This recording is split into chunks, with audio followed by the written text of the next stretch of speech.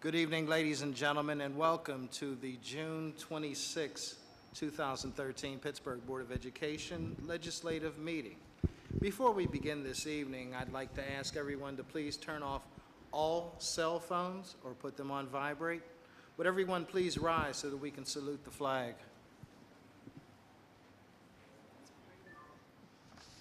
I pledge allegiance to the flag of the United States of America and to the republic for which it stands, one nation, under God, indivisible, with liberty and justice for all.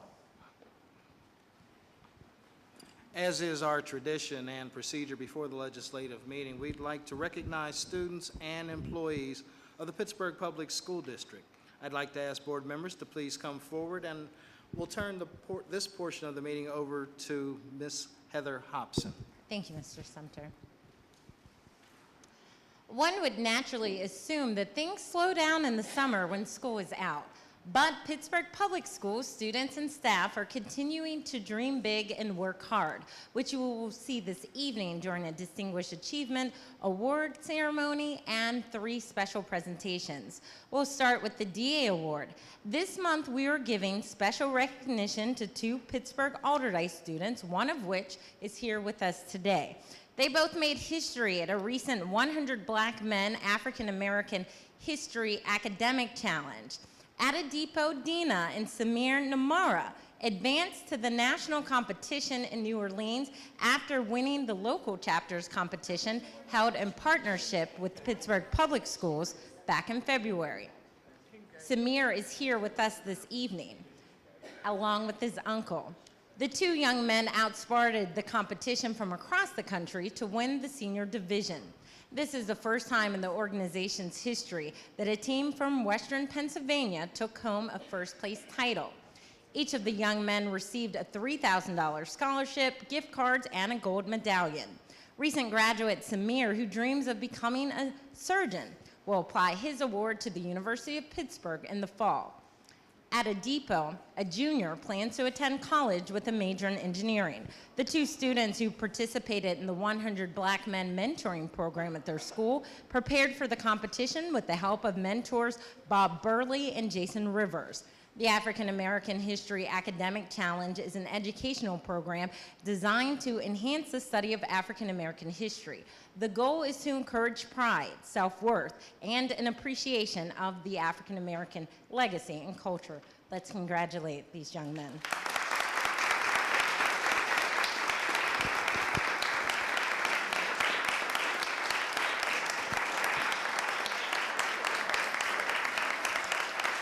This evening, thank you.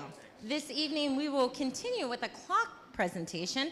2 career and technical education construction students recently proved their time in class was successful.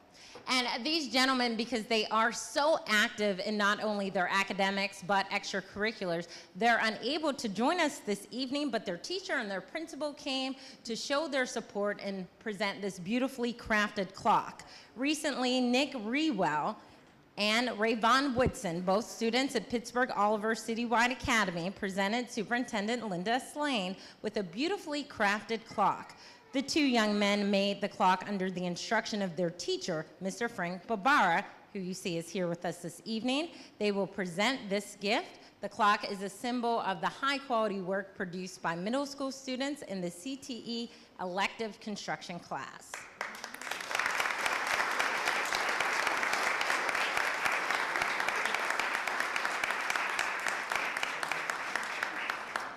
On May 30th, 2013, the YWCA of Greater Pittsburgh held its 31st annual Tribute to Women Leadership Awards. The organization celebrated the achievements of 7 exceptional women, including one of our very own Pittsburgh Public Schools Superintendent Linda S. Lane.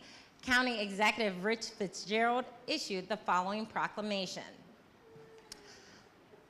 Whereas the YWCA of Greater Pittsburgh is hosting its 31st annual Tribute to Women Leadership Awards on May 30, 2013 at the Westin Hotel. And whereas the organization has a mission to strengthen our community by creating and advancing opportunities for all women to seek equality and self-sufficiency. The YWCA Greater Pittsburgh is dedicated to eliminating racism, empowering women, and promoting peace, justice, freedom, and dignity for all. And whereas the YWCA of Greater Pittsburgh has chosen to honor Dr. Linda Lane in education for the 2013 education category. Dr. Lane is currently the superintendent of Pittsburgh Public Schools, leading a district of nearly 26,000 students in grades pre-K through 12. And whereas Dr. Lane is a graduate of the University of Iowa, earning her bachelor's degree, and Drake University, where she earned an MSE degree in education, a master's in education administration, as well as her doctorate. She is also a 2003 graduate of the Broad Superintendent's Academy. Whereas Dr. Lane has committed her life to education through teaching, serving in human resources for the Des Moines, Iowa Public Schools District, and serving as the deputy and then superintendent of Pittsburgh Public Schools. She has contributed to the Empowering Effective Teachers Plan, which was one of only 4 selected by the Bill and Melinda Gates Foundation for funding. Now therefore be it resolved that I, Allegheny County Executive Rich Fitzgerald, by virtue of the authority vested in me, do hereby congratulate Dr. Linda Lane on this award and thank her for all that she has done to advance opportunities for women in Allegheny County. May you join us in congratulating our superintendent.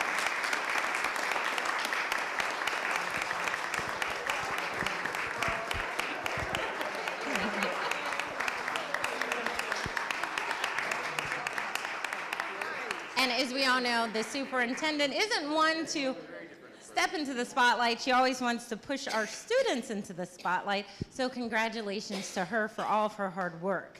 And now to a very special presentation, which was originally scheduled to take place more than 60 years ago. That's when 2 public school students prepared to attend their high school commencement ceremonies. However, a chain of unplanned events occurred and sent the men on different paths. It wasn't until recently that their stories made their way to Councilwoman Natalia Rudiak's office, and she also joins us here today. She passed that information along to Dr. Barbara Rudiak, who has worked as a teacher, principal, and assistant superintendent, and knew firsthand just how important this commencement ceremony was. She then made it her mission to make Nicholas Druga and Paul Goetler graduates before her retirement next week. One of the men qualifies for his high school diploma through Operation Recognition, which authorizes school districts to grant a high school diploma to any honorably discharged veteran who served in the United States military during World War II, Korean conflict, or the Vietnam War. So before we bring both gentlemen up, we're just going to give you a little bit of their background. Paul Gottler meets those requirements of the Operation Recognition. He was born July 2nd, 1929. He attended Carrick High School. In 1943, the same year he expected to graduate and receive his diploma, he enlisted in the Army. For the next year, Goetler served his country in the 88th Infantry Division, stationed in Italy. During that time, his family back in Pittsburgh did not know if he was living or deceased. Fortunately, he returned home and continued to live his life and accepted an invitation to attend a corn roast. That's the place where he met his wife, Marie. The two fell in love, married, and had 6 children. Over the course of their 60-year marriage, the family expanded to include 13 grandchildren, 11 great-grandchildren, and 1 on the way. The Goetlers were married for 60 years before Marie passed away in October 2006. Although he retired decades ago, he hasn't stopped working. For the last 22 years, he delivered Meals on Wheels through the Carrick community.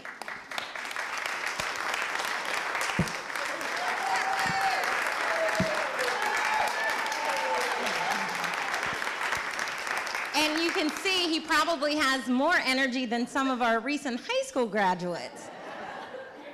And so he not only delivers those meals to the Carrick community. Before he retired, he coached his son's baseball team, Before officially retiring, he was employed by Duquesne Brewery until the company went out of business in December 1972. He then went on to work for Iron City Brewery for 13 years until he retired in March 1987.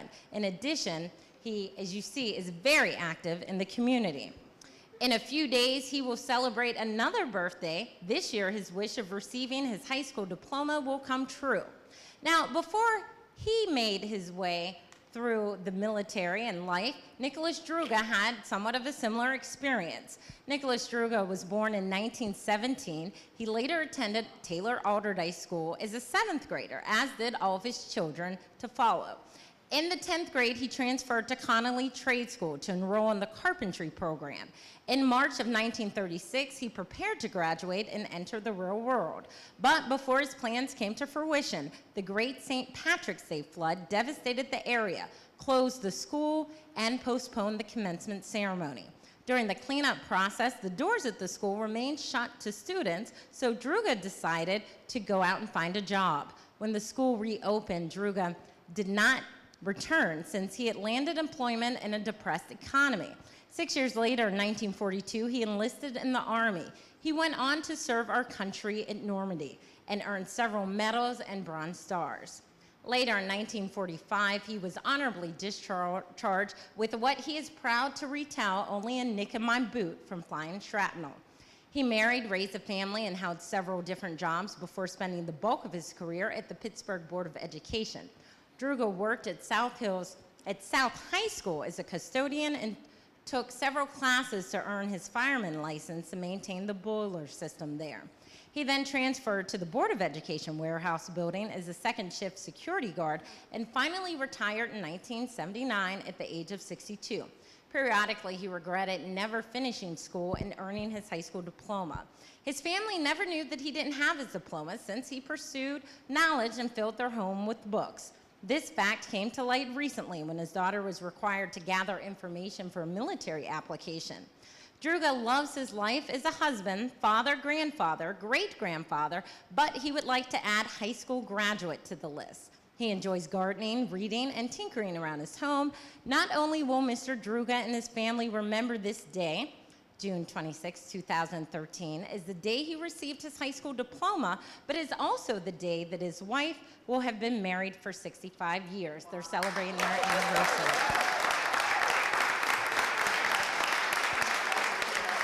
So we would like to bring these two gentlemen up to receive diplomas. So if Mr. Druga and Mr. Goetler can come up so we can give them our diploma, their diploma, rather.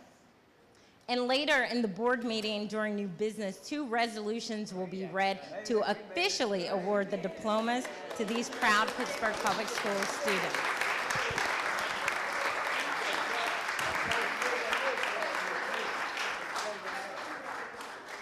Oh, there he is. Cheese. Congratulations. Aw, that is so sweet.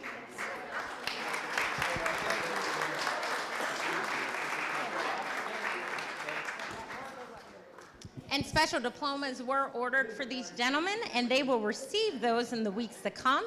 As I said, later during the board meeting, they will officially read the resolutions to make them official Pittsburgh Public Schools alums. So if we can again congratulate these gentlemen.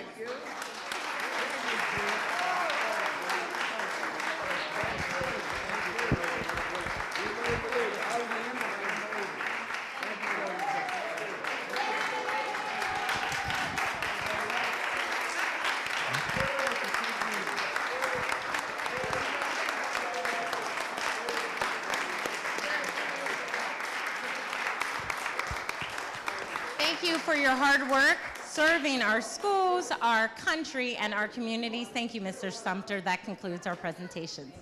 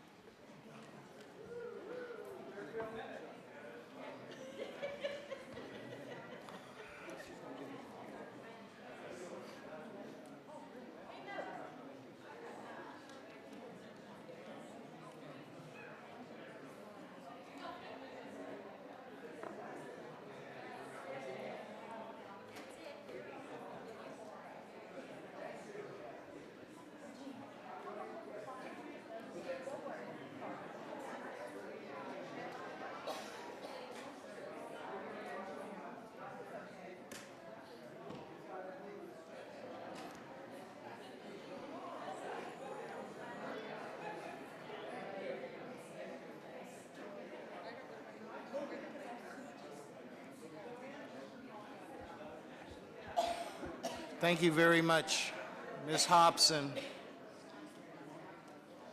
And again, congratulations to our recent graduates. Mr. Weiss, can we have a roll call, please? Mr. Brentley. Brentley's absent. Mrs. Khaleesi. Here. Mrs. Fink. Here. Mrs. Zuda. Here. Dr. Holly. Here. Mr. Eisler. Mr. McCray. Here. Mr. Sumter. Present. Ms. Shealy. Ms. Shealy is absent. There are 7 members present and 2 absent. At this time, I'd like to share our core beliefs and commitments. The Pittsburgh Public School is committed to educating all children to the highest level of academic achievement, to their highest level of academic achievement. We are committed to providing a safe and orderly environment for all students and employees. We are committed to providing efficient and effective support for all students, families, teachers, and administrators. We are committed to distributing resources in an efficient and equitable manner to address the needs of all students to the maximum extent feasible, and we are committed to improving public confidence and encouraging strong parent-community engagement in the district. Will everyone please turn to the minutes from last month? Are there any corrections, additions, or deletions? Move to accept.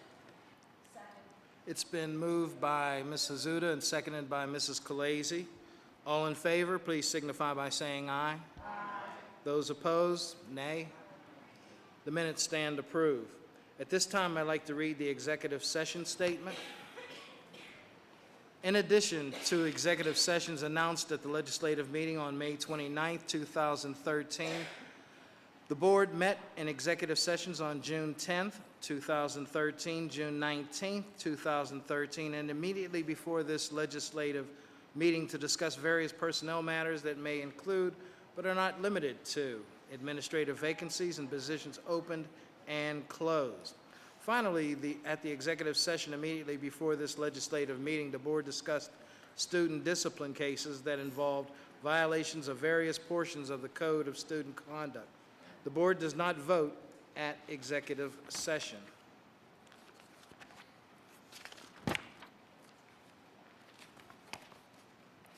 We will begin first this evening with the committee report on education that is before you. If you would please turn to page 23 of 23 of the report, I'd like to give you the student suspension, transfer, and expulsion numbers for this month. 45 students suspended for 4 to 10 days. 0 students suspended for 4 to 10 days and transferred to another Pittsburgh public school. 5 students expelled out of school for 11 days or more. 0 students expelled out of school for 11 days or more and transferred to another Pittsburgh public school.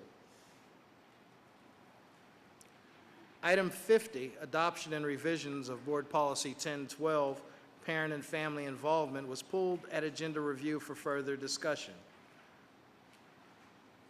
We will begin discussion on item 50. Mrs. Khaleesi.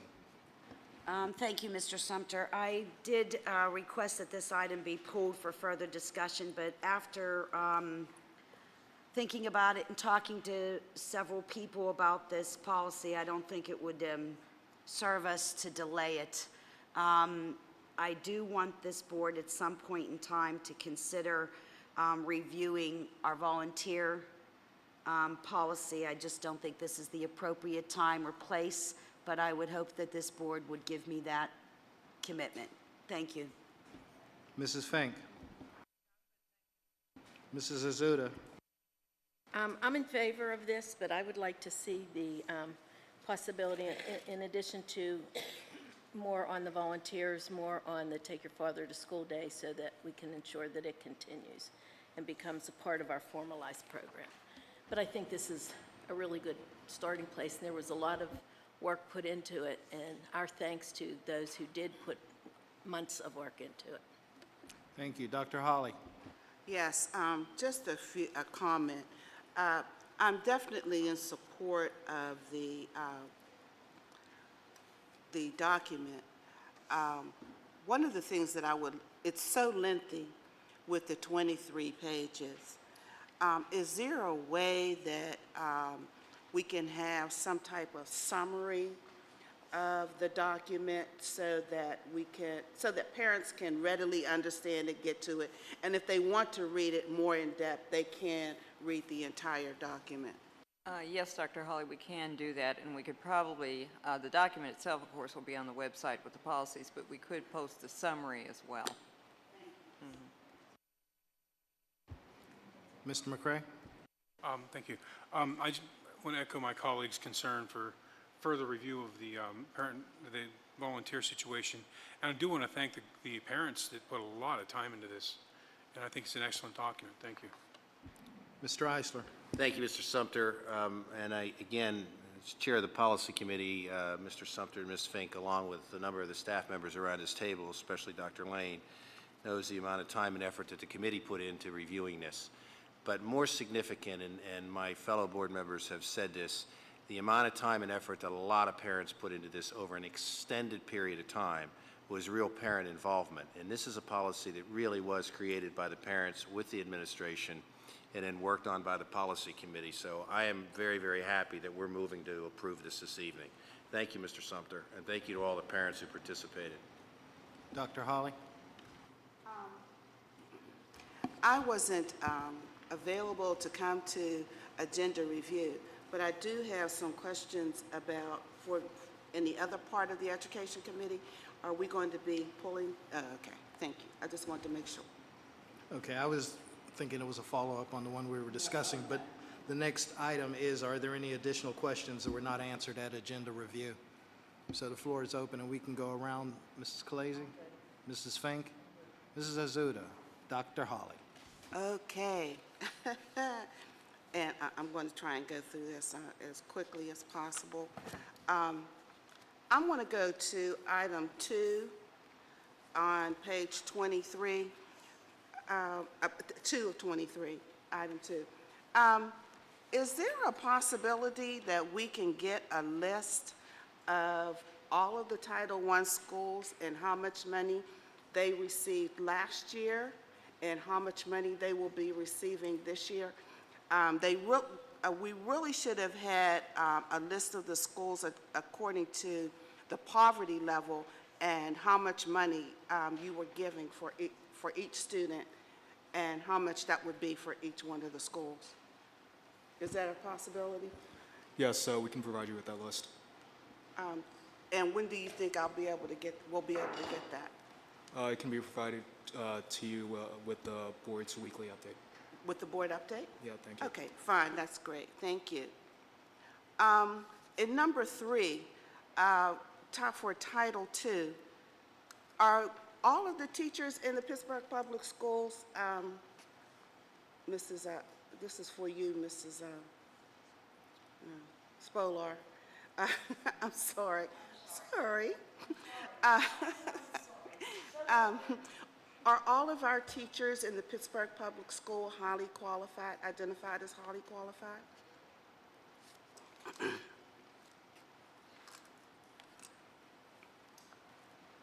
So I will want to get back to you on that question. Certainly, our teachers, we employ highly qualified teachers. There are occasionally situations when people are filling in or substituting where that might not be the case, but each teacher holding a bona fide position would be highly qualified and carrying a certificate in that area. But I will make certain that if there are any unique situations, that I'll get back to you on that. My reason for asking that question couples with my question from number 2, identifying the poorest schools and ranking them and identifying how much money those schools are actually being given. We used to get that many years ago, and we've stopped that practice. And now I'm very concerned that those poorest schools we're making sure that everyone that is entering into the building for those students are identified as being highly qualified and getting the support that they need through the Title II process with those monies. This is a small amount of money for number 4, the $165,000 for our English language learners. Do we augment that with our general fund monies? Can you? Yes, the majority of our ESL teachers that are in our ESL centers are funded by general fund dollars, not the Title III. Okay, because I was wondering, I was like, ooh, that's not very much. Okay, look at everybody, okay. I'm moving. Number 7, I just want to say what a wonderful, this is just wonderful for John Morrow. Unrestricted funds and technology, student incentives are built into this grant, and supplies for teachers and students. I think that's just wonderful, and I want to say thank you to Target for making that award to our students and to that school. They had several issues last year. This is just a nice way of starting off the school year in supporting those youngsters in that community. So I'm really excited about that. I also want to say congratulations for number 9 through 11, our early intervention program and early learning for our students there, for the monies that they are getting. And I want to thank the Department of Education for giving that support. We'd love to have more, but I'm glad that we're keeping that program up and working. Number 15, 15A. For this grant, I'd like to know, is there any additional testing that will be given to the students because of this grant? Dr. Hawley, this is supporting, this was our first year. The 2012-13 was the first year of the grant. This is a 5-year grant. There is no additional testing going into the second year that wasn't in place in the first year. So there were additional assessments that came in specifically around comprehension, diagnostics around in grades 3 through 6, and then 9 and 10. But there's no additional requirement than what we already had in place this past school year. And I was hoping that you were going to say, no, we're not going to be giving any additional testing. As we know, the parents have complained through public hearing, and through blogs and what have you about the number of tests that the children are being given. I know that we need the money to support our young people, but I'm very concerned about giving the children any unnecessary tests that are not going to help guide the teacher in supporting their instruction. And this is another test that's going to be given to the youngsters. I'm going to support the grant, of course, because I know that we need the funds to support instruction in the classroom. But I am very concerned about the number of tests that we are giving students. And I'm hoping that you will not be going out after any more grants that's going to require the teacher to give these ancillary tests to students in the future. We're doing the best we can with our budget, and I understand that, but I am very, very concerned about this consistent testing of children. I'd rather see a lot more of the work being done in classrooms. Number 23, I just want to give say yay to the people who actually brought in Sylvia Morris-Cox. She will do an excellent job in supporting us with the Common Core State Standard. She's been working with this for a long time, so I'm really excited about having her working with us on that issue. Okay. I think that was...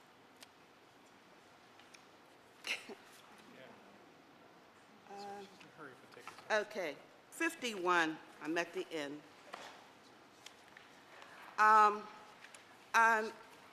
No, not 51, I'm sorry. 51, the Hill House Passport Academy Charter School. I am excited that they resubmitted this application. However, I think that the district has had a missed opportunity yet again. When this first came out, I had asked the district if we could look at partnering with the school, with this particular organization, so that we could work together and put centers like this in all of the areas of the city of Pittsburgh. Now it's going to be in one area, which I'm happy that it is going to be, one of them will be placed on the Hill. But I cannot understand why we could not have joined in as a partner and actually had this as one of our projects in the school district to service children that are dropping out of school. And I'm very disappointed that we missed this opportunity yet again to service children that really need a lot of help. This is another missed opportunity, just as we missed the first opportunity in a charter school, this science school that's now downtown, the technology school, City High, thank you, that's downtown. We could have had that in our school district and working with that group. Here, the Hill House Passport Academy Charter School, we could have had that in our school district and actually worked with this group in order to build this and help support children throughout the city of Pittsburgh. I'm very disappointed that we did not get on this right away and work with the children ourselves and helping the children who are dropping out. So I will be supporting this, but I just wanted to be very clear that I thought that this was a missed opportunity for the school district. Thank you. Thank you, Dr. Holly. Mr. McCray? Mr. Eisler? Thank you, Mr. Sumter. And thank you, Dr. Lane, and to your staff for answering my questions that I sent to you about some of these items. But I do think the glaring thing that has not been mentioned is the amount of money that our students will not be able to have in the classroom based on sequestration. There is a cut in almost every single allocation that is mentioned here because one body of government has not been able to make the appropriations available via a budget bill, and it is definitely impacting the community in which we live, and especially our students. And, you know, Mr. Joseph, if you're going to submit some of the data on the Title I schools, it also would be very interesting to see the total decrease we are seeing this year as a result of sequestration. And it should be given to Mr. Sumter, who is our representative to PSBA, so that PSBA and the state organizations begin to realize how public education is being affected because of the inaction of our United States Congress. Thank you, Mr. Sumter. You're welcome, Mr. Eisler. This concludes our discussion on the education items. Mr. Weiss, may we have a roll call? Mrs. Kalazy? Yes on the report as a whole. I abstain on, forgive me 1 second. On page 10, number 23. And I also abstain on number 51. Ms. Fink? Yes on the report as a whole, no on item 51 on page 19. Mrs. Azuda? Yes. Dr. Holly? Yes. Mr. Eisler? Yes. Mr. McCray?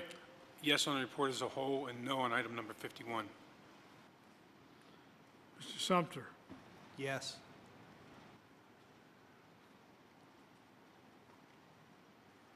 Item 51 received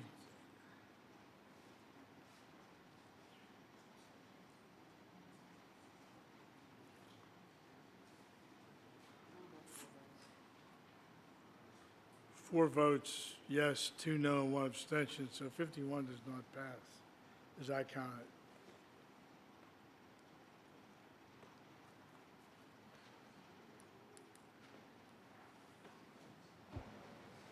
We will now move on to the committee report on business and finance submitted by Mr. McCray. Mr. Sumter, can I ask for a point of clarification of the solicitor?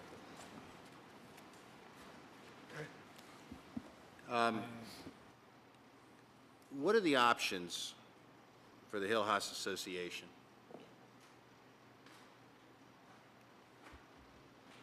The Hill House Association, Just so that the public knows, this is the charter school that Dr. Holly was talking about. the options are that the board, having not approved it, essentially it's a deemed denial because they didn't approve it, they didn't reject it, it just didn't, so it's like no action. So they can then file an appeal to the Charter Appeals Board. And what is the option that this board has about bringing this up again for another vote at the next meeting when 2 additional board members will be here? I think that it can be brought back, essentially would be a motion to reconsider, because technically it was defeated with the lack of a 5-vote majority. And clearly, any of those individuals could bring it up, and any of the individuals who abstained or voted no could bring it up. Any board member could bring it up next month for another vote of the board. Is that what you're telling I'm us? saying that the members who are not here, those who voted no, or that person that abstained. Just to be clear, and for clarification, because again, if it does happen next month, I don't want to contest a thing at this board table.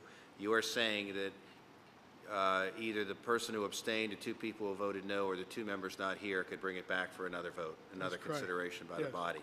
Thank you, Mr. Weiss. Thank you, Mr. Sumter.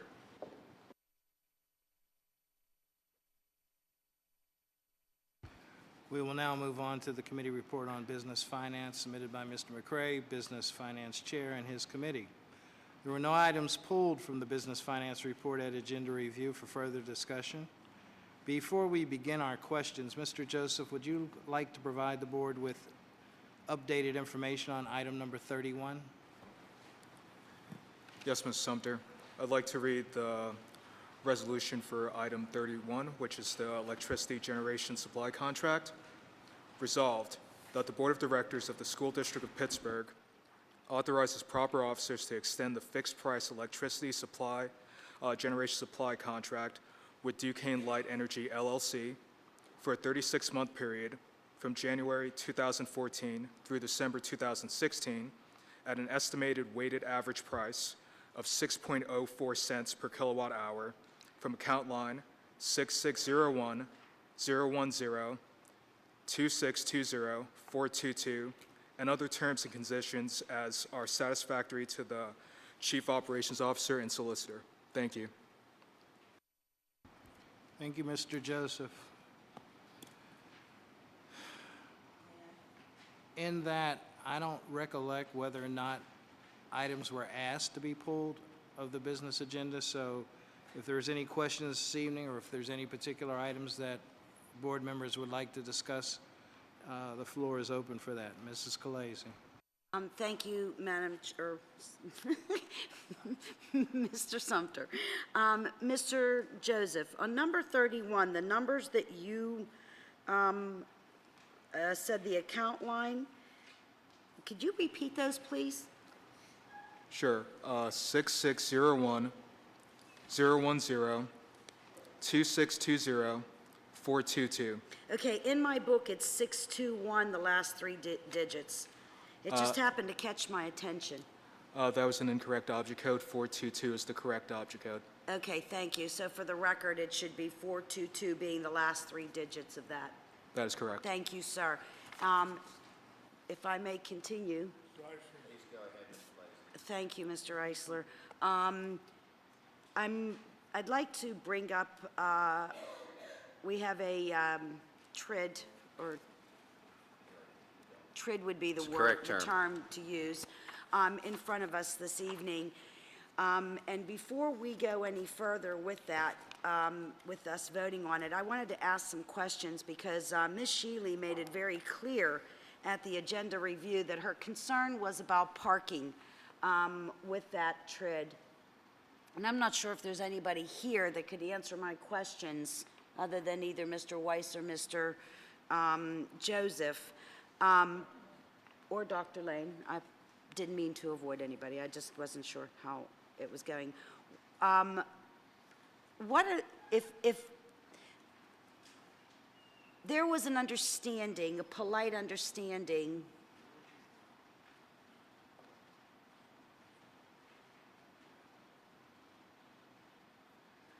there was a polite, I was talking to him, there was a polite understanding that there would be a commitment on the party side, that they would make sure that some sort of, I'll wait.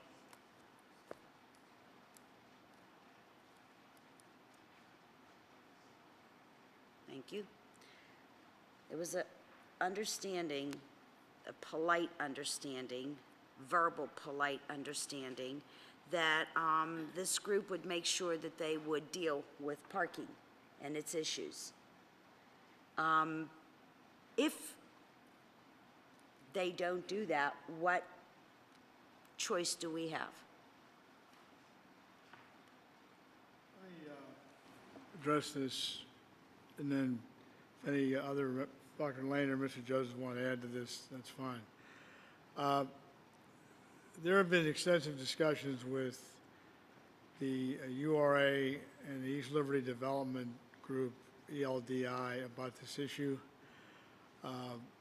There is a meeting scheduled for July 9th with Pittsburgh Theological Seminary to discuss parking issues and to see if there's a solution that can work for stakeholders. There are continuing discussions with ELDI about other options. The school district has numerous situations with the URA. This is not the only project it has. And I believe that there will be a solution reached on parking that is reasonably adequate for everyone's needs. In response to your question, so I don't think anybody could give a quote, ironclad commitment at this point because there are too many different parties involved. I will say that should the board approve this, there needs then to be a final agreement reached and signed by all the involved parties. And certainly parking is an issue that needs to be resolved before the matter is finalized. As in the case of other joint developments, not TRIDs, but TIFs and things like that, there have been issues that have been resolved in the finalization process. So there are no guarantees at this point, but I have no reason to believe that at the end of the process, the district's concerns about parking will not be addressed in a way that will give relief to that issue in the community, in a way that will be acceptable to the community as well as the district and the other parties. So when, I'm sorry, did you say was this meeting to be held?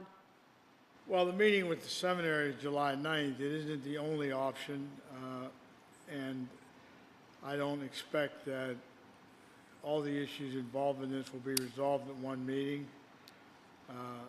Again, this district has a lot of transactions with the URA. There is another one on your agenda tonight that is not of particular controversy. We have a major one coming up in the near future on another project. And I believe that in light of what's occurred in the past, this will be resolved. So I don't want the board to believe that July 10th, this will all be solved. So if in 30 days, when we meet again and as a legislative body, if we choose to retract this agreement or this TRID, can we do so? Is that legal? I think if the board would approve this tonight and in 30 days would have information that would convince it that it does not wish to proceed, the board could essentially rescind that approval. I do not anticipate the final agreements being done by then, so I think the short answer to your question is yes. Does it put us in any costly legal situation if we did do that? In other words, could they sue us for voting yes and then taking it back in 30 days? I don't think it's a realistic possibility.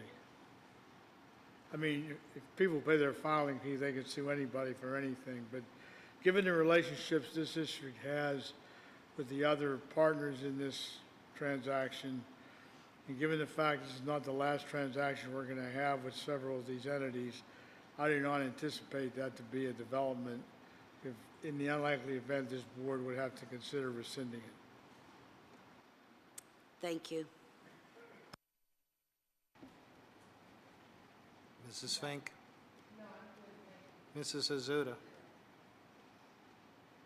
Dr. Hawley? Yes. I will be supporting the TRID. The district will have to understand that when you take away a school like Rosenstein, where there was so much land around the school with plenty of parking, you could house a 1,200 member school in that facility. Even though Peabody has the capacity to hold large numbers of students, that school never had the ability to hold the staff in terms of parking. So we will definitely have to, whatever, we'll have to pay for some type of land or some type of agreement with an organization around the school to do some parking for our staff at the Obama site and for the early childhood center that's a part of Peabody as well. I'm disappointed that we weren't able to do this prior to the school opening, but I won't stop the development of this project because of the parking situation around the school. And the people who live around the school, it is tight. The housing that's there, there are very few houses that actually have garages that they can put their cars in. Most people are parking on the street. So, you know, it's a bad situation. I do want to thank the city, though, for allowing the staff to park on Highland Avenue, and East Liberty Boulevard, even though that is also very congested as well, because it's such a busy intersection, East Liberty Boulevard and Highland Avenue. But I do support this TRID, but I know that we do need parking for the Obama School, and I'm willing to work with the URA and with the school district on trying to find an alternative to our situation here so that our staff will have secure, safe parking while they're at work. Thank you. Mr. McCray? Mr. Eisler? Thank you, Mr. Sumter. I too support this because I support the development and the work of the East Liberty Development Corporation and URA, and I think that you know, Mrs. Kelechi, you raise a really good point. We do have time, but I also think that in our dealings with the URA over the years on these issues, that they have been true to their words, even with changes in administrators. I would like to think that one body of government can trust another body of government, and I would hope that we would support these efforts. The parking issue is not, is larger than just Peabody. I mean, it is a whole issue with East Liberty right now, of which they're trying to address in this, and if my understanding is correct, to some degree, Mr. Weiss, this will alleviate some of the issues not in the area of Peabody, but in the other areas of East Liberty. So, I correct. mean, I think that there's a lot tied into this that the Development Corporation, the URA, has worked on. And again, we do have July if we would want to do something, but I do think that we should try to get this moving. Thank you, Mr. Weiss. Thank you, Mr. Sumter. I was giving him much more credit than I should. Mr. Sumter, for that I apologize, making you the solicitor. No problem. You're quite welcome, Mr. Eisler. This concludes the discussion on our business items. Mr. Weiss, may we have a roll call vote, please? Mr. Khaleesi? I vote yes. Mrs. Fink? Yes. Mrs. Azuda? Yes. Dr. Hawley? Yes. Mr. Eisler? Yes. Mr. McCray? Yes. Mr. Sumter? Yes. Board's approved unanimously, 7-0. Let's now move on to the report on personnel that is before you that includes addendums A through C. Are there any questions on the personnel report at this time? Sumter, if I may, the administration would like to pull item E1 on addendum B. Thank you.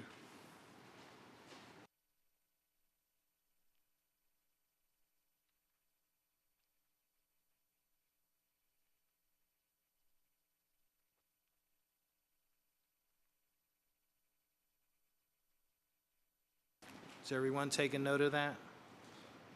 Mrs. Khaleesi. Thank you, Mr. Sumter. There, again, is some retirements in here that I would like to mention. There's also some resignations, but I'd like to bring a couple to attention.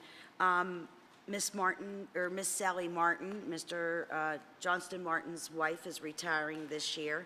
I wish him and her a lot of fun.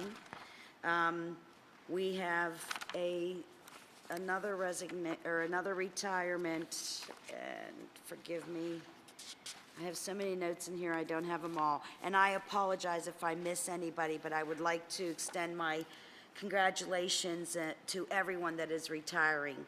I also am very disappointed to turn to page 6 and number 9, which is our deputy superintendent, Dr. French, that'll be moving on to superintendent in a different district. I know she'll be so missed. I've seen Dr. French grow through the years. When I first came on the board, she was kind of like a little baby still here, and I've watched her do many jobs for us, and she's always worked very, very hard. She's always been very dedicated, and I'm sure, Dr. Lane, that you too will miss her as well. I do want to ask Mr. Joseph on page 10, if you could just tell me if number 5, if you were part of this decision-making? Yes, I was part of the decision-making process. And I take it that you were more than just part of it? Yes. Thank you, sir. Okay, on page 12, we have a travel waiver for Tamaya Larkin, and I mean, this is like a phenomenal opportunity that she's going to the National Title I Conference. I really wish board members could go to these conferences. I would love for her to share it, maybe in education or maybe through a board update, what she's learned, because I mean, especially this year, it's going to be extremely important that the information that she learns there, she shares with us. On page 15, number 9, can you tell me if these 2 social study curriculum specialists will also be teaching class? Yes, they will. So this is over and above, or are they going to have extra, like prep times? How's that work? This is outside the regular workday, so they would perform all of their responsibilities as a teacher, and this would be outside of the regular 7 hours and 16-minute workday. Wow, okay. And number 10, I was so excited, and I'm more excited because this is a young lady. This is a young lady that's going to be a technology specialist for us during the summer. And this is just a great opportunity. It gives them experience. It gives them an opportunity to see what it's like to work outside of just, you know, a little part-time job that our students get. This actually gives them an excellent, excellent opportunity. Thank you for being patient, Mr. Sumter. You're welcome, Mrs. Kalazy. Mrs. Fink. Mrs. Azuda. I also would like to offer Dr. French my congratulations and best wishes. She will be greatly missed here, and there's another school district that's awful lucky to be getting her. Thank you. Dr. Holly. Yes, and I'd like to say congratulations to two of my former colleagues as principals, Mrs. Cynthia Wallace, who will be leaving us as the principal from the Montessori school, and also Mrs. Ethel Flam, who will be leaving us from the Grandview School. I wish them well. Thank you. Mr. McCray. I'll echo the concerns, the sentiments of my colleagues wishing everybody well, but we had a really unique experience today to witness two people getting their high school diplomas, and every month I thank our employees. It has a special meaning this month, so I do want to thank our employees that are in the military for a job well done. Thank you. Mr. Eisler. Thank you, Mr. Sumter. I too want to congratulate all the individuals who are retiring. There are a lot of great individuals that are listed in this book, as my colleagues have stated. Although her resignation was announced long before this meeting, the individual who brought forward the two individuals tonight to see their diplomas, Dr. Barbara Rudiak, will be leaving this district very, very shortly. Again, I first met her when she was a principal, and she was outstanding, and have worked with her in many capacities before I was on the board. And the same with Dr. French. The first time I met her, she was a principal. I think what is indicative of Dr. French is going to another district is I think other districts know the value of our employees and the work we're doing here. So I say that with a smile on my face, even though we are losing a great employee. It is very interesting that people are coming in to hire people from the Pittsburgh Public Schools. Thank you, Mr. Sumter. You're welcome. Congratulations to all those who were promoted and all those who are retiring and entering into the land of the smiling. Mr. Weiss, can we please have a roll call vote on the report on personnel? Mrs. Kalazy, Yes. Mrs. Fink, Yes. Mrs. Azuda, Yes. Dr. Holly, Yes. Mr. Eisler, Yes. Mr. McCray, Yes. Mr. Sumter. Yes. Report's approved unanimously, 7-0. We'll now turn to the financial report, the report of the controller. I'd like to call the board's attention to the financial statement and report of the controller, both dated May 31st, 2013. Are there any questions? Mr. Eisler? Thank you, Mr. Sumter. Mr. Joseph, is this your first official meeting? Yes, it is. You think you're going to give me the answers I want, or are you going to do exactly what you've done before? It depends Give me on the the brutal questions. truth. Give me the brutal truth, huh? If we can just take a look, if you can just, because I do think it's important, you know, this is a very important time in the Commonwealth's budget process, and we're hearing a lot about potential education funding and non-funding, and our superintendent usually has to get a document out to legislators that we are one of the few districts, if not the only, that is on a calendar year basis, so that when you take a look at the 6 months, it looks like we have a budget surplus, which we really do not have because we're operating on a 12-month budget, beginning January 1 and ending December 31st.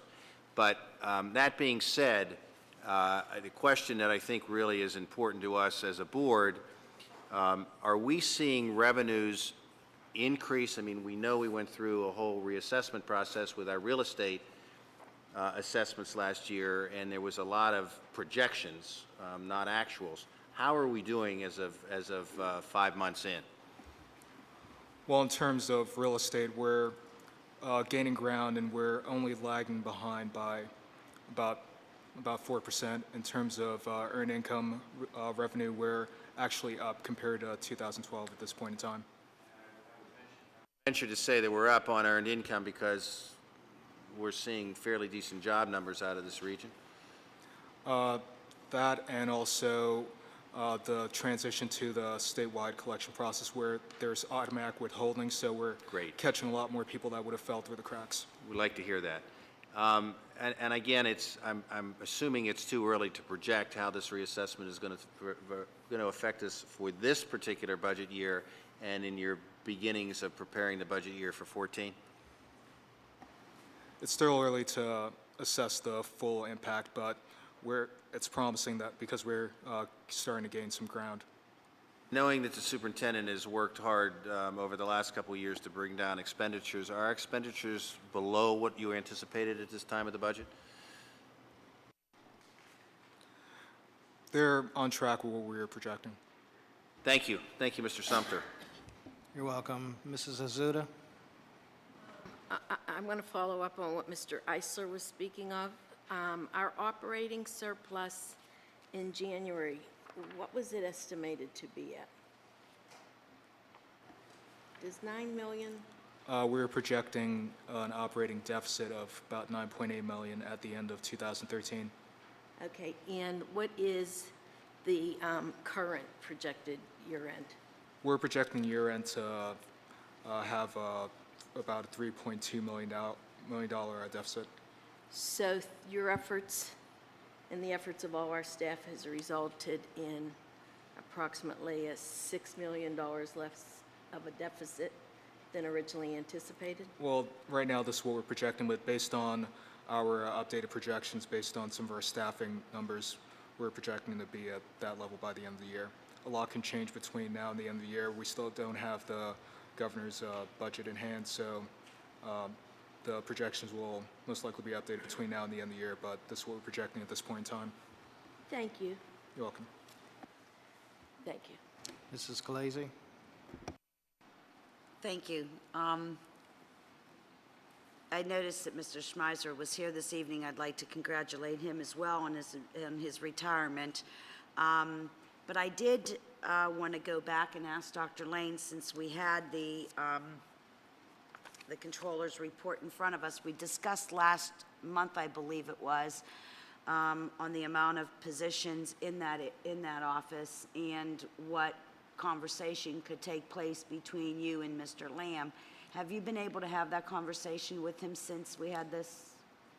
No, we have not had a conversation, but I believe he did have a conversation with Mr. Camarda and Mr. Joseph. I'm going to assume this is not the place for that conversation to be. Right. We Okay. can certainly talk about that. I would appreciate an update on that. I think it's something that needs to be very seriously looked at. I'm going to stay on top of this one. I don't want to be misinterpreted in anything I say, since I know that some of the things I said and you said, Dr. Lane, were misinterpreted, and I didn't appreciate it for either one of us. These are tax dollars, and at the end of the day, that's what this board is concerned about, and it's the spending of tax dollars. And I don't want to see anybody lose their jobs, but I also want to make sure these children get the best education. So that's the first and most important thing for me. So I'm hoping that the conversation takes place again with Mr. Lamb, and if we could have it sooner than later, like within the next couple of weeks. I think it's important because I believe there's going to have to be some sort of an appointment made. And I think that it would be best we work together.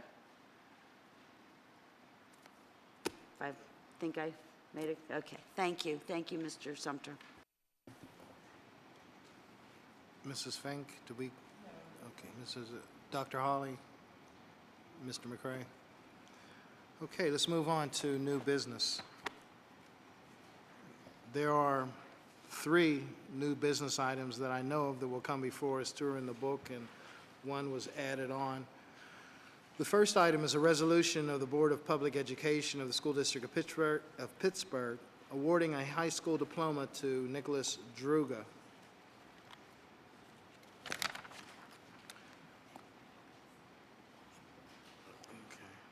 Do I need all the whereases or just now therefore? For unanimous consent on this? Do we have to have a roll call? No, you can move unanimous. I would move for unanimous consent on this. Okay, just let me read the titles of both. We can take them Just- both together. Yeah, I can mean, take them both just together. again for the public, we awarded these at the beginning of the meeting, and I don't think that there is any negativity at all by any board member. Okay, what I'm going to do is read the title and the now therefore on each of the resolutions. A resolution of the Board of Public Education of the School District of Pittsburgh awarding a high school diploma to Nicholas Druga. Now therefore be it resolved, and it is hereby resolved as follows. The Board of Education awards a high school diploma to Nicholas Druga. The Board of Public Education extends its sincere congratulations to Mr. Druga and his family on this occasion. Resolved this 26th day of June, 2013. The second resolution is a resolution by the Board of Public Education of the School District of Pittsburgh awarding a high school diploma to Paul Goettler. Gettler. Now therefore be it resolved, and it is hereby resolved as follows. The Board of Public Education awards a high school diploma to Paul Gettler. The Board of Public Education extends its sincere congratulations to Paul Gettler and his family on this occasion. Resolved this 26th day of June, 2013. These both will be voted on together. It's been moved in second. Any discussion on the motion?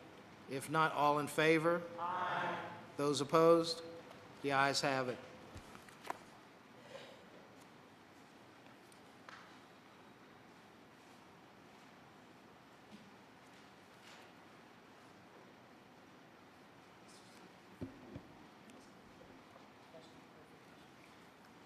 Go ahead. Thank you. I know that there was and I swore I saw it, but I don't know where. There was a new business item that Ms. Shealy brought forward for facilitators last at agenda review. I thought it was added into the business section, but I don't see it. If somebody sees it somewhere, please bring it 16A. under business. Thank you. That's all I needed to know. Thank you. Okay.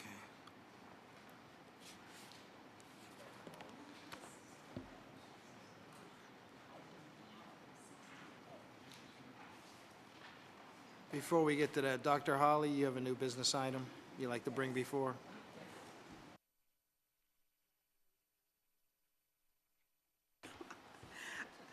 Thank you, Mr. Sumter.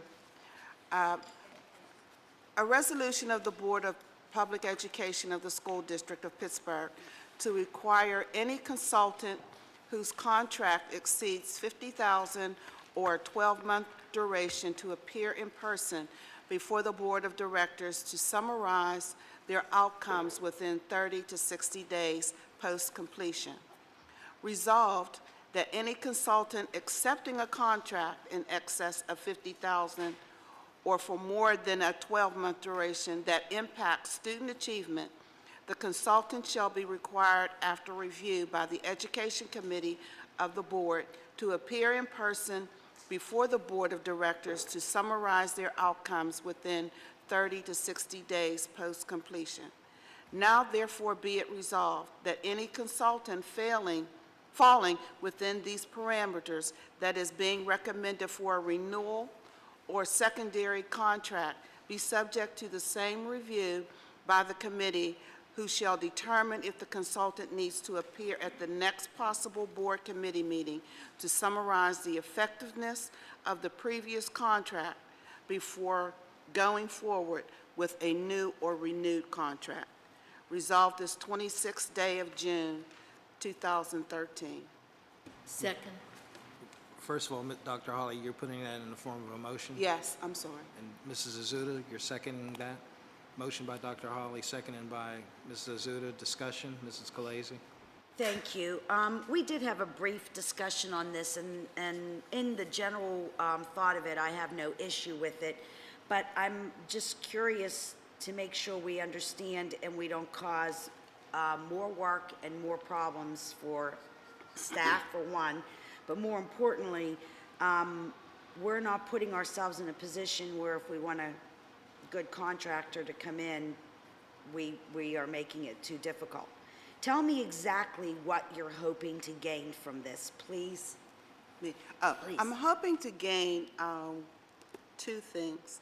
First, to identify the contractor, to make sure that the contractor is, not making sure, we know that the contractor is coming in to support our children, and that whatever the contractor was doing according to the board tab that was given to us, that it has succeeded in making positive advancements for the students that they're working with. We're always looking at making sure that when we're talking about the taxpayers' money, that those funds are actually being used to support our children, and that it was effective. Okay, so will this also go into contracts such as, when we purchase things? I'm trying to think of something off the top. Computers. No, this is strictly for the education part of the education side. We're not looking at the software. We're looking at the interaction between the contractor and the professional development that they actually gave the teachers. Did it actually work? Any type of work that they're doing with children, did it actually improve the achievement of those children? That's the kind of contracts that we're looking. So we're really just looking at the educational part, not the business side. Okay, so how, well, it has to be kind of that side too, because let's take like Novanet. Would that be an example? Novanet. Novanet to me would be part of a software package that would also be educational. So it could flip to either side. Well, we flip to both sides. And I would be asking that question, does Novanet really do what we want it to do in order to service children by helping them Well, that's what to, yes. I'm sorry. So to answer that question, simply yes. And how do we decide which ones of these contractors have to come forward and who gets first choice at, let's say 9 of us pick a contractor we all want to come forward. How does it get put on the meeting schedule? We were going to, what we had asked in working with Mr. McCray in this area as well, that was one of his major questions. I suggested that we give that to the Education Committee, and they would actually decide from having conversations with other board members as to which ones that would actually need to come before the board, the entire board. Some people may not be happy, but it's okay. Listen to me, I'm not necessarily disagreeing with this idea. The idea is not a bad one. I'm a little shaky over it because it's a little too broad in some ways. $50,000 is one, not a lot of money, but more importantly, I don't want to be at meetings every month and we take up time listening to what some company did, that I'd like to think that the professionals in this district, especially our principals, because that's who picks a lot of these groups to come in and do their work, and we're like questioning them. I mean, I don't want us to end up micromanaging. And I agree with you. I wouldn't want to do the micromanaging, but I do want to know that what you're selecting is actually supporting students. And as a board member and entrusted by the community, I really do want to see that. And I want to make sure that what you're actually doing is making a difference for children. We never get to see exactly what has transpired with all of these contracts. And we may not pick all of them. We may pick just a few, but I think that it's important for us to be more informed about what goes on in classrooms. And I don't think that that is considered as micromanaging when you want to know what's going on. And you're asking that these individuals come forward, not necessarily write us a report? No, I would like to have a conversation with them as well. They may give a written report, and most people would come with a written report. I doubt very seriously if any contractor would come in and just talk off the top of their head. They would probably come in with a PowerPoint, some type of written information. Okay, for my you. last question is going to be to you, is that you're asking that this be done, any contract over $50,000 that had a 12-month duration, and that we're being asked to renew it? Or is it just any contract that's $50,000 or more? Both. So if next month in the agenda review, there are 8 contracts and they're all $50,000 or more, you want to be able to tell the education committee for those companies to come forward. Let me understand. If I think that it would be important to see that particular group, yes. Before they... No, after. I want to see what they've done after. That's what I'm asking you. You're looking for the Before? outcome. That's what I'm saying, No. not before. No, not before. After. After. And only if they've asking for a renewal. Right. So if it's a one-time shot, a $100,000 company comes in, does some work, and even staff doesn't think they'd cut it, we get rid of them, never renew it, we're good. We're not asking for this.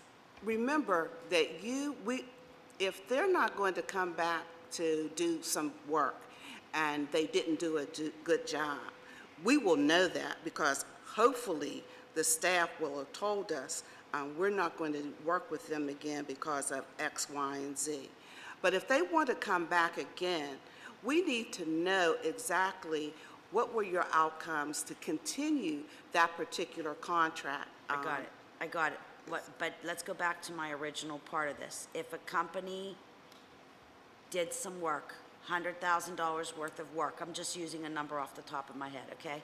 And everybody agrees they were not worth ever renewing.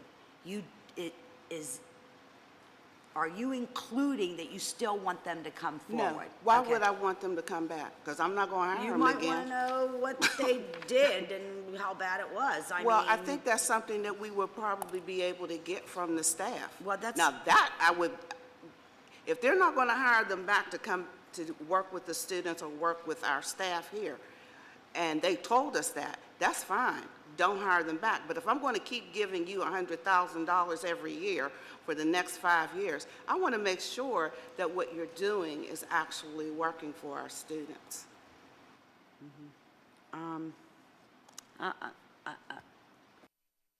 Mrs. Fink?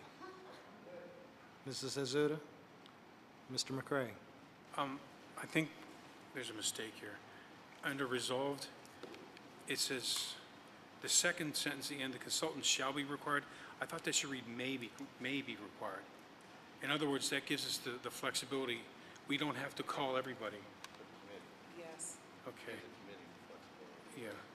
So, do I have to make that as a motion? To or- formally correct that, the second can be pulled, the motion can be pulled, motion can be amended, and then seconded. Okay, I want to amend the motion to take out the word shall to may. And the second, are you in agreement? Fine. And also, sometimes we confuse things a little bit, and we say consultant and contractor, and they're two different people. So when I originally wrote it, I had may in there. I think it was misinterpreted when it was rewritten. But I just make sure that people understand that consultants are different than contractors. You know, I don't know the definition myself, but and sometimes people use them interchangeably, and it's not proper. What else do I have? This is just consultants. That's why, on the business side, usually we deal with contractors. but on the education side, it's mostly consultants. I think that might be one of the things. And like I say, it's, the last sentence is 30 to 60 days post-completion. So we're asking people that if, when they have a contract, that they should be aware that we may want them to come and explain what they did 30 to 60 days after they're done. And that, I think that's the gist of some of the questions you had. Thank you. Mr. Eisler?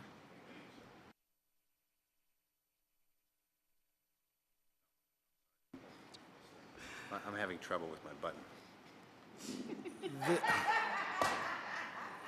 This concludes the discussion on this new business item. Mr. Weiss, may we have a roll call, please? This includes the change from may, from shall to may, the second line, in the first resolve there. Mr. Scalise?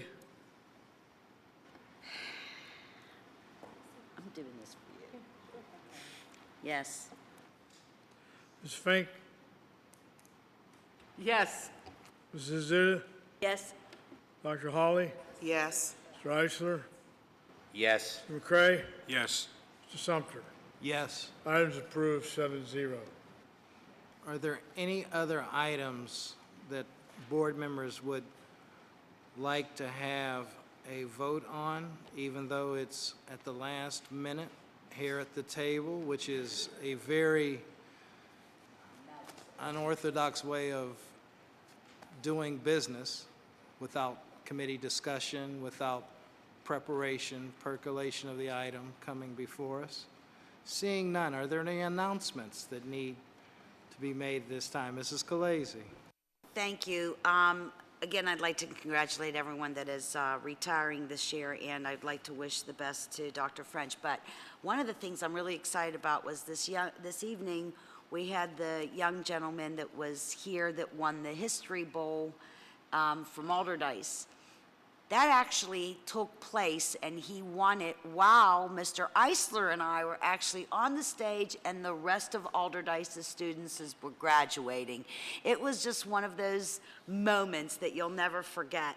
Like, she had told the whole audience about it, and then she came back and told us who had won. When she got that phone call was beyond me, okay? But it was just one of those moments that you're really proud of being part of the whole thing. So I again would like to send congratulations. It was an honor. It was also a great honor to be at Alderdice's graduation this year.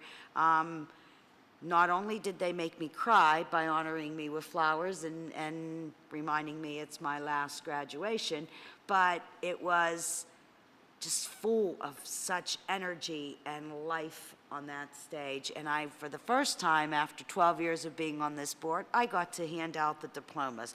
That was the coolest feeling of it all. I would do that again in a heartbeat. I don't think anybody realizes how important it is to hand a child their diploma. It means more than you realize. So with that being said, I have nothing further, sir. I just wanted to mention those items. Thank you. Welcome, Mrs. Fink. Mrs. Azuda. Summer Dreamers start next week, and I just want to wish good luck to all the staff that are working there and our kids that will be attending. I hope it's a very beneficial few weeks for them. Thank you. You're welcome. Dr. Hawley?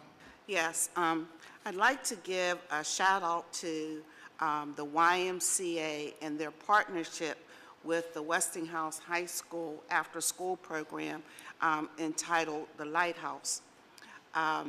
Last month, they had an outstanding performance with art, urban poetry, stepping, song,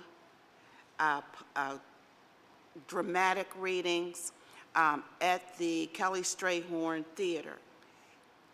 It was packed with parents and community members to celebrate the work that they've done at Westinghouse in the after-school program. Many of the students received notebooks, electronic notebooks. I was excited about that. But one of the things is that I think there are 11 students from Westinghouse that are traveling to Czechoslovakia to represent the YMCA United States in this artistic endeavor. So I'm not sure if they've left yet or if they're getting ready to leave. I know last week I asked them if they had their passports, and they all were like, yes, yes, we have our passports. So I wanted to bring that out to the rest of the board and to the community that there are really good things going on at our schools, and that was one of the things that I really wanted to bring out, the outstanding work that the YMCA in partnership with the school district at Westinghouse did for the students there. So thank you, Mr. Sumter. You're welcome, Dr. Holly. Mr. McCray. Mr. Eisler. Thank you, Mr. Sumter. I want to echo Mrs. Scalesi's sentiments. Having attended a couple graduations, I think to be able to see the achievement of our students. I was stopped in downtown Pittsburgh this week by a father who had two students, two children, both attending private schools until they went to one of our high schools. And he said that the experience for his kids was really life-altering, and was so totally blown away by the speeches of the students. Again, in all due respect to anybody else who's on that stage, our students, when they get up there, in the two schools that I went to, they were extraordinary, extraordinary. The sense of presence that an 18-year-old child has before thousands of people or hundreds of people is a testimony, I think, to the great work that is done within our school system. And when parents then stop you and you get into a discussion, I happen to be with a gentleman whose wife teaches in a public school in Greensburg and whose daughter teaches at a public school in Jefferson. So it is just a wonderful thing to be able to have positive conversations about public education, because I have always said we do have a long way to go, but we do far more things right than we get credit for. And all people have to do is go to one of the Pittsburgh Public Schools graduations and hear students, and you will be totally impressed at what our students have achieved. And I do not want to steal your thunder, Mr. Sumter, because you bring it up every meeting, and I applaud you for it. But the other thing is just talking to these students about the Pittsburgh Promise and what it means to them. The students who spoke at those two schools on behalf of the Promise, I said to the executive director of the Promise, should be hired full-time to do PR for the Promise. Because again, they were extraordinary in their message of what it means to have the opportunity to do post-secondary experience. So thank you to all of our staff who worked so hard to get the students to where they were on the day of graduation. Thank you, Mr. Sumter. You're welcome, Mr. Eisler. I did have the opportunity of attending two graduations myself, one at University Preparatory School at Margaret Malines and Pittsburgh Science and Technology Academy, the first graduation. And it was only befitting that Sam Franklin, shout out to Sam, was the creator, or one of the ones to create that school. And when he came to us at first, he was still in grad school at Carnegie Mellon University. And to see it go from what we saw on the PowerPoint presentations or on paper to a school, and then I had a lot of commonalities with the students in that the school that they're in was my former elementary school, and we were in Soldiers and Sailors Memorial Hall, where I did graduate from. So I could, reflect a little bit, but still, just the changes. I mean, air conditioning, and now it's a high school, and et cetera. But it still was a monumental moment. It's like sometimes you hear about history, you read about it, but to actually see and live history and see it right before you, the founder or originator of a school and the first graduating class. And one student, it was funny, he knew that his name began with a W, and he was at the end of the line of all the graduates, and this was probably the last graduation in the city. He knew that he was the last 2013 graduate of the Pittsburgh Public Schools. And just recognition like that, but again, the presence of the students on stage and what they had to talk about. And the one guy talked about if he were to create a school named after himself, how he would create it, and he mirrored it with Sci-Tech. And it was interesting just to hear that comparison. So it was a good day, graduation day all around, and hopefully we could go beyond just graduating out of the Peterson Event Center to having City League Championship games there and other activities with the Pittsburgh Public Schools and the other venues in the city to use also. You can't just let one incident that happened years ago put a damper on kids for the future, because we're doing great things in the Pittsburgh Public Schools. And as always, don't forget to give to the Pittsburgh Promise and give to Need and Homewood Children's Village. If there are no other announcements. It's been motioned by Teresa Calazzi and second by Sherry Hazuda. All in favor? Those opposed? This meeting is adjourned. You okay?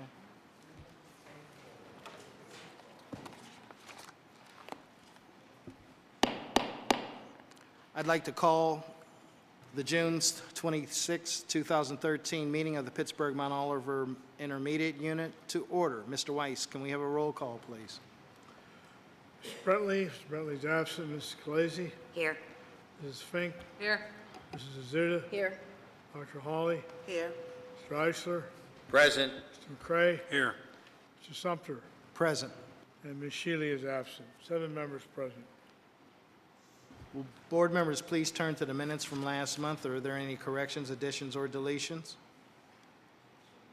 Seeing none, I'd like to have a motion. Mr. McCray made a motion. Second. Can I have a second? Second by Mrs. Calazzi, or a tie between Calazzi and Fink? It's been moved in second. All of those in favor signify by saying aye. Aye. Opposed, nay. The minutes stand approved.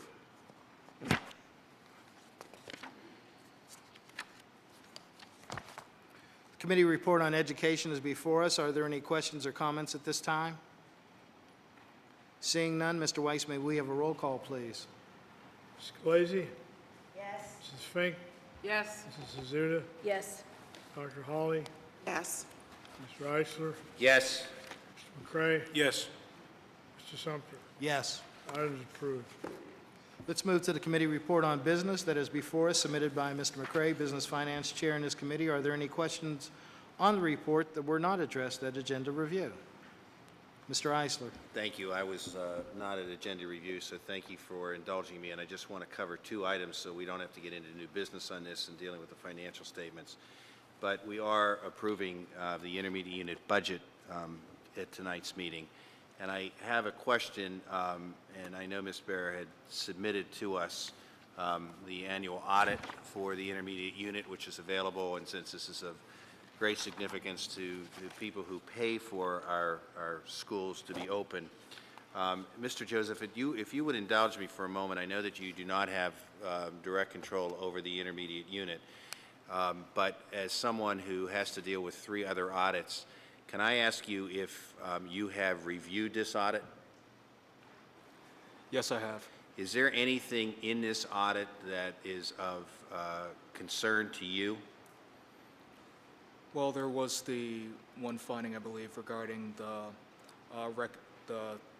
findings regarding the staff of the intermediate, like the lack of man hours that are they're able to provide in terms of preparation of their own financial statements. So that was something that stuck out within the audit. But as a district, we're committed to providing them with the supports that they need to enable them to do that. Finding that is workable, correct? I mean, I wanted Yes, to it clear is. this. And then the other question I have is to the 2 individuals from the board who sat on the audit committee and reviewed this, Mr. Sumter and Mr. McCray. And since Mr. McCray, this is your committee, is there anything in this audit that anybody should be concerned about? Great, thank you. Thank you for indulging me, Mr. Sumter. I appreciate it. I think it's important. But I do want to congratulate Ms. Bear and everybody else who worked on to get a good audit. I think it's very important that we know how our money is being spent and it is being spent wisely on behalf of children. Thank you. No problem, Mr. Eisler. You're welcome. Mrs. Azuda? Quick question, and I don't know if it goes to Ms. Beer or Mr. Joseph, but Exhibit A of the budget, the second line is OPEB Trust Fund. What is that? That's the post-retirement benefits that we put away for those who retire. So it pays for their health benefits. So what does OPEB? I don't mean to be a stickler. It'll help me remember what it is. I know. I'm sorry. I did have that, and I did remember it. Something. It's The post, pension. It's post-employment benefits is a PED. I'm trying to think what Okay. the O part is, but, yeah. That's Yeah, enough to help yes. me remember what it Okay. is. Because in a year from now, it'll hit me. Okay, thank you, Mr. Sumter. You're welcome, Mrs. Azuda.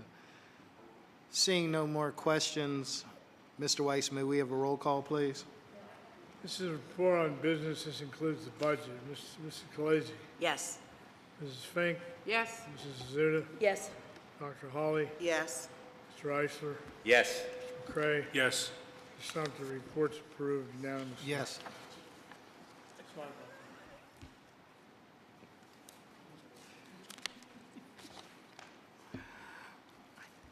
We will now turn to the personnel report. Are there any questions or comments? Mr. Sumter, there is a correction under the word appointment. That item should read as follows. I'll read it. Now therefore be it resolved by the Pittsburgh Mount Oliver Intermediate Unit Number 2 that Linda M. Bear is hereby appointed Assistant to the Executive Director position commencing on July 1, 2013, at an annual salary of $110,045.76, plus all fringe benefits, sick days, personal and vacation days, provided to the administrators at the IU. Thank you. Mrs. Khaleesi. Thank you. We didn't discuss this in personnel, did we? No, we did not. Would you like me to clarify this correction?